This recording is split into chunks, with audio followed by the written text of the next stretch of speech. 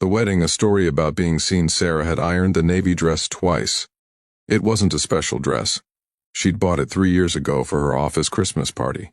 Back when she still had an office. Back when life had a different shape entirely. But it was the only formal thing she owned that still fit, so she'd steamed out every wrinkle with the kind of careful attention she usually reserved for Mia's school projects. Standing in front of the bathroom mirror at 5:47 p.m., she wondered if any of it mattered. Her daughter appeared in the doorway, 7 years old and barefoot, holding her stuffed rabbit by one ear. "You look pretty, Mama." Sarah turned around. "Yeah? Like a princess." Mia said it with complete sincerity, the way only children can. Sarah crouched down and kissed her forehead. "Mrs. Patterson is coming at 6. You be good for her, okay? I'll be home before you wake up. Promise? Promise." She grabbed her keys before she could change her mind. The drive was 2 hours on a highway that cut through flat countryside and small towns with gas stations and not much else. Sarah kept the radio on, some pop station she didn't know, because silence gave her too much room to think. She thought anyway. She thought about how her cousin Priya had called 3 times before she finally said yes. "Please, Sarah, I need family there. His side is enormous and mine is just, please." She thought about how she'd arranged the babysitter, cleared her Saturday, told herself it would be good for her. Get out of the house, be around people, stop hiding. She thought about the last wedding she'd attended, 4 years ago, when she had arrived with a husband and left with a husband, and the whole thing had been so ordinary she'd almost taken it for granted. Ordinary felt like a foreign country now. The venue was the kind of place that required valet parking and made you feel underdressed before you'd even walk through the door. White columns, a fountain, chandeliers visible through the tall windows even from the parking lot, throwing warm gold light onto the manicured lawn. Sarah handed her keys to a young man in a red vest and walked inside. The ballroom took her breath away, and not entirely in a good way. White orchids cascaded from towering centerpieces. Crystal glasses caught the light from a dozen chandeliers. Round tables draped in ivory linen stretched across the room, each one occupied by people who seemed to already know each other, already laughing, already belonging. The air smelled of expensive perfume and fresh flowers and something catered and warm. She found her seat from the placement card, table 9, near the back. She sat down. The couple to her left were deep in a conversation about property prices in a neighborhood she'd never heard of. The man across from her was on his phone, thumb scrolling. The 2 women beside him were discussing someone named Claudia with the focused intensity of a legal deposition. No one looked up. Sarah unfolded her napkin slowly, set it in her lap, reached for her water glass, looked around the room as though she were searching for someone she knew, which was a thing people did when they felt alone and didn't want it to show. She was very good at it by now. 30 minutes passed. The starters arrived. Something elegant with microgreens that Sarah ate carefully. Not because she was particularly hungry, but because it gave her something to do. Around her the table gradually animated as wine was poured and toasts were mentioned and people loosened in the way that formal events eventually permit. Still, no one spoke to her.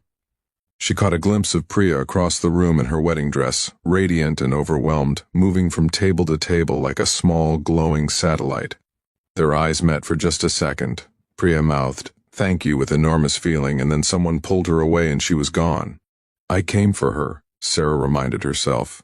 "That's enough. That's the reason." But the truth was sitting heavily on her chest. Since the divorce, finalized 14 months ago after 2 years of a slow and painful unraveling, every social situation had felt like this. Like arriving at a party where everyone had received a manual she hadn't.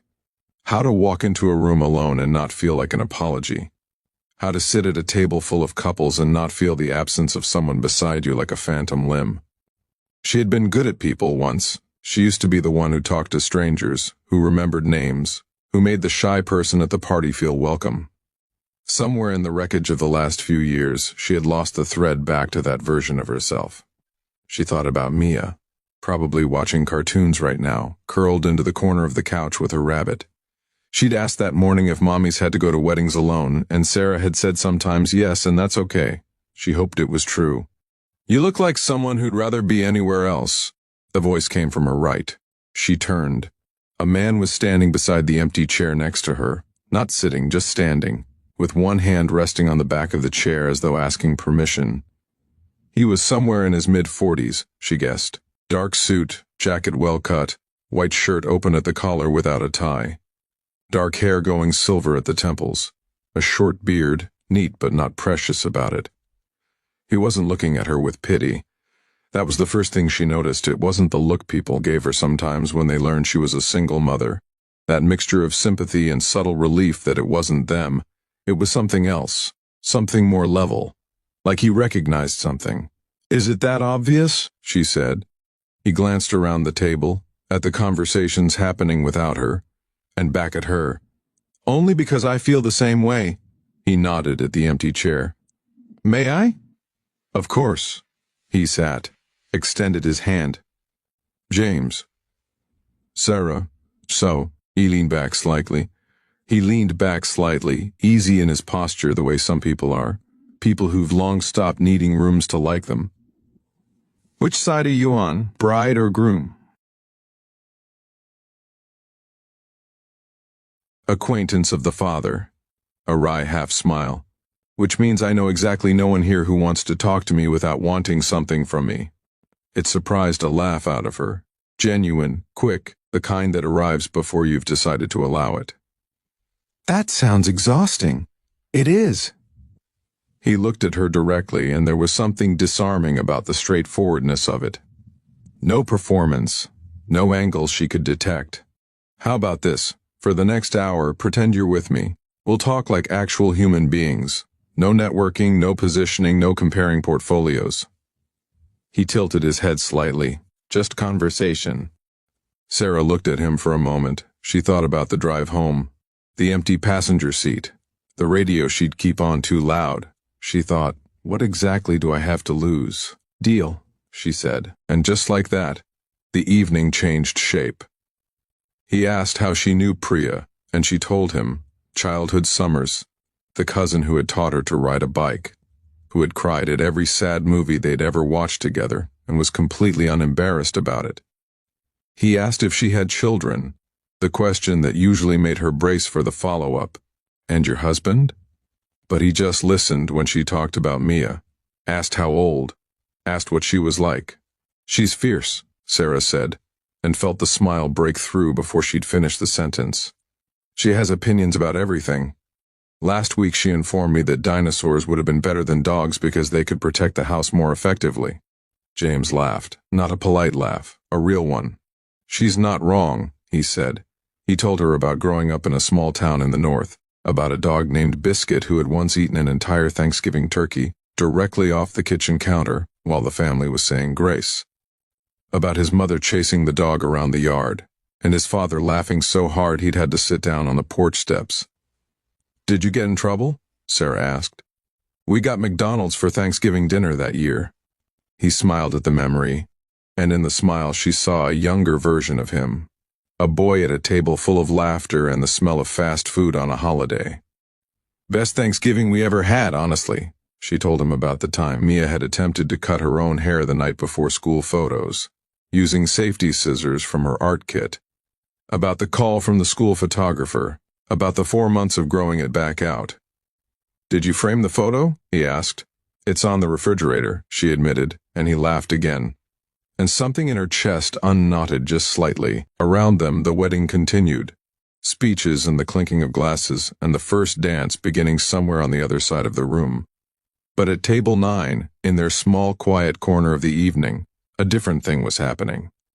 Sarah couldn't remember the last time she'd talked to someone like this, without the careful maintenance of it, without monitoring herself, without the low hum of performance that had crept into all her social interactions since everything fell apart, the constant slight effort of seeming fine.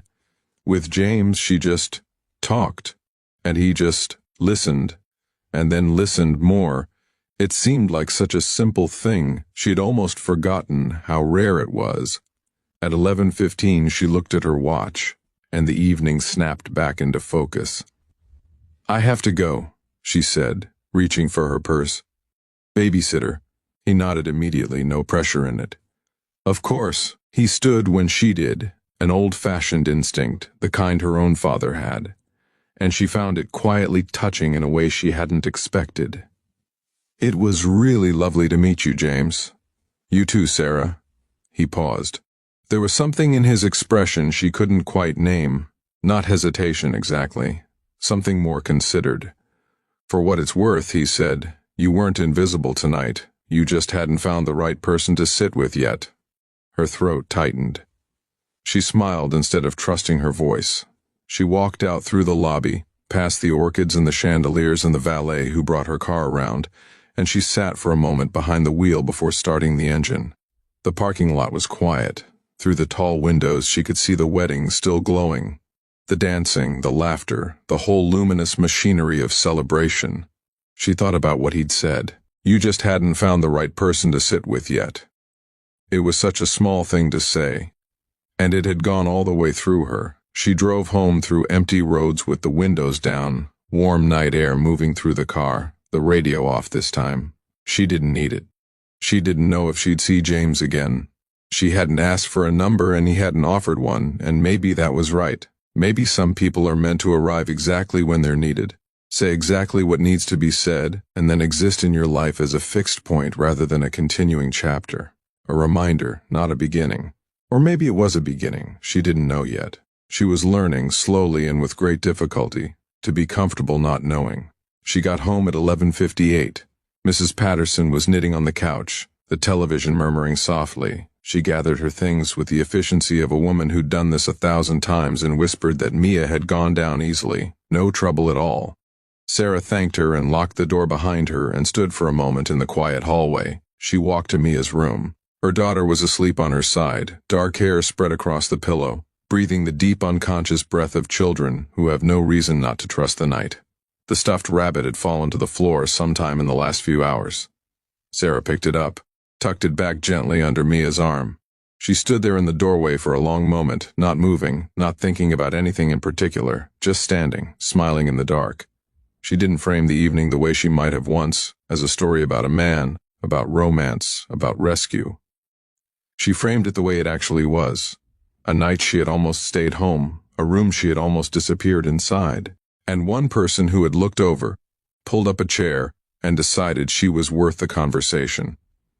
She had needed to remember that. Now she did,